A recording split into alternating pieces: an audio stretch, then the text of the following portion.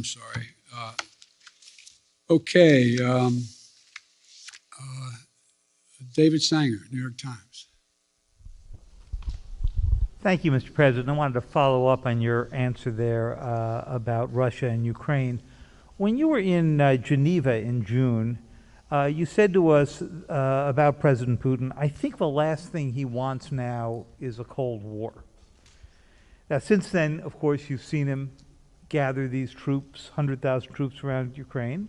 Your Secretary of State said today he thought he could invade it at any moment. You've seen the cyber attacks, and you've seen the demand that he have a sphere of influence in which you would withdraw all American troops and nuclear weapons from what used to be the Soviet bloc. So I'm wondering if you still think that the last thing he wants is a Cold War.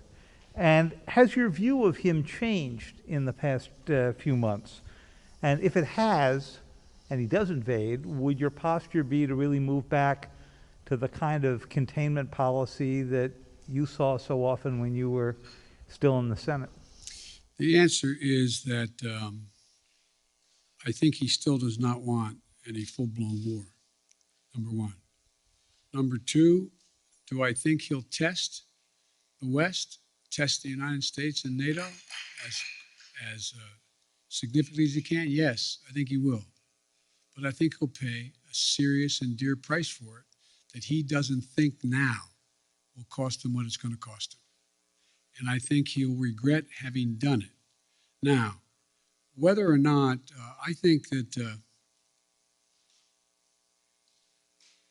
how can I say this in a public forum? I think that he is dealing with what I believe he thinks is the most tragic thing that's happened to Mother Russia, in that the Berlin Wall came down, the empire has been lost, the near abroad is gone, etc. The Soviet Union has been split. But think about what he has.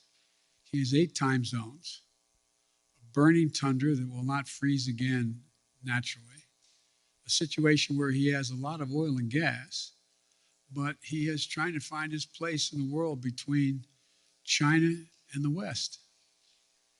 And so I'm not so sure that he has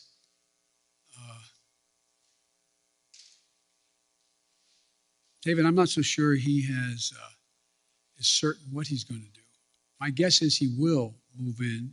He has to do something. And by the way, I've indicated to him the 2 things he said to me that he wants guarantees on.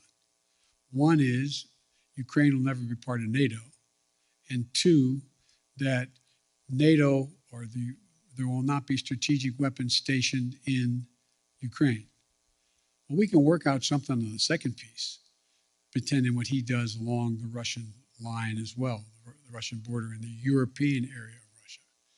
On the first piece, we have a number of treaties internationally and in Europe that suggest that you get to choose who you want to be with. But the likelihood that Ukraine is going to join NATO in the near term is not very likely, based on much more work they have to do in terms of democracy and a few other things going on there, and whether or not the major allies in the West would vote to bring Ukraine in right now. So there's room to work if he wants to do that. But I think, as usual, he's going to,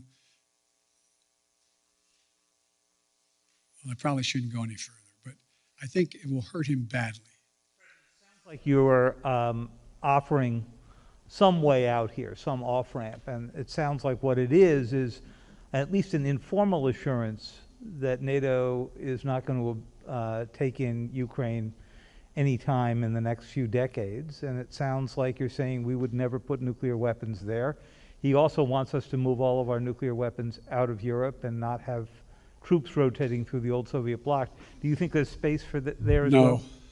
No, there's not space for that. We won't permanently station, but the idea we're going to actually increase troop presence in Poland or Romania, et cetera, if in fact he moves.